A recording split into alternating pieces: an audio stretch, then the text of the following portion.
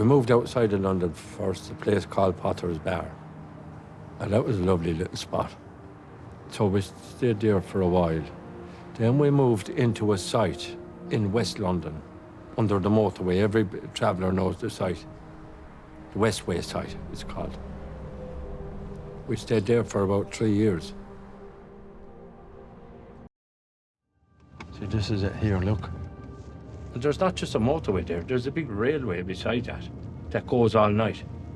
It's an industrial line, like diesel trains going all night.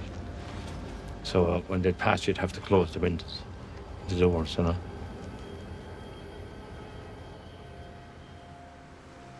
Can you imagine before cars were unleaded? Fumes coming down on top of you. The poison, the air. Terrible pollution, terrible pollution. They were there as this motorway was being built. There was always gypsies and travellers around here. This area. There's a Grenfell, look. It's a 2-minute walk from the site.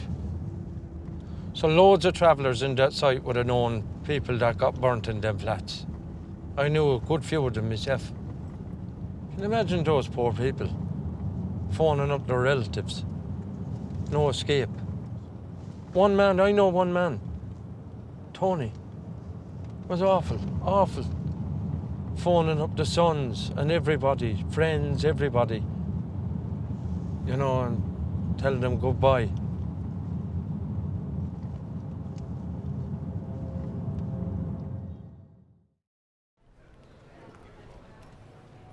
We used to go outside in London to auctions because you get a lot of dealers, antique dealers.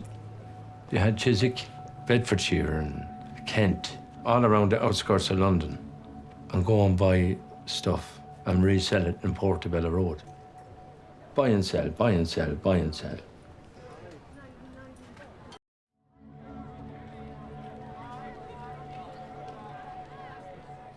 That was a great life. I loved that. I really did love that life.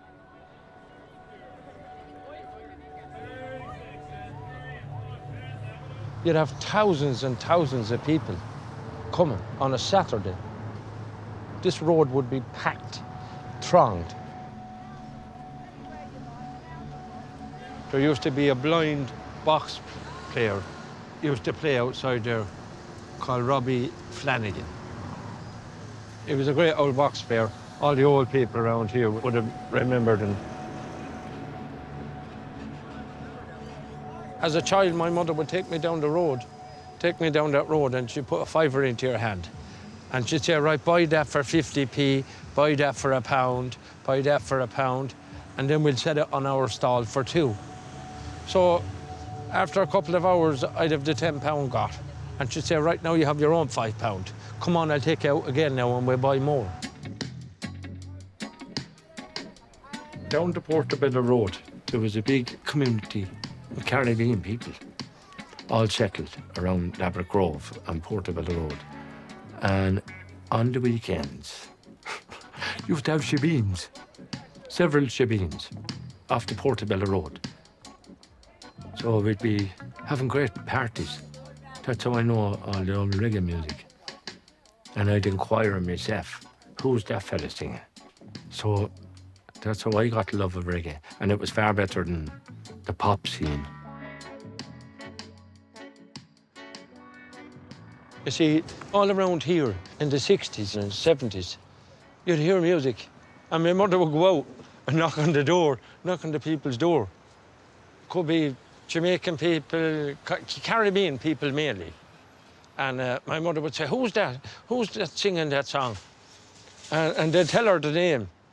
And then she'd go into Ted, into 93, mainly. He'd be the #1 fella now with all the main music. She'd go in there and he'd say, oh, if I haven't got it, I'll get it for you. My mother brought us up by herself. So there was five of us that she reared by herself. You know, and in those days, wasn't easy. she did a good job, you know, bringing us up by herself. And she worked really hard. My mother would get up at 2 o'clock in the morning and go out working. Yeah. And then she'd come down here on the Friday and Saturday.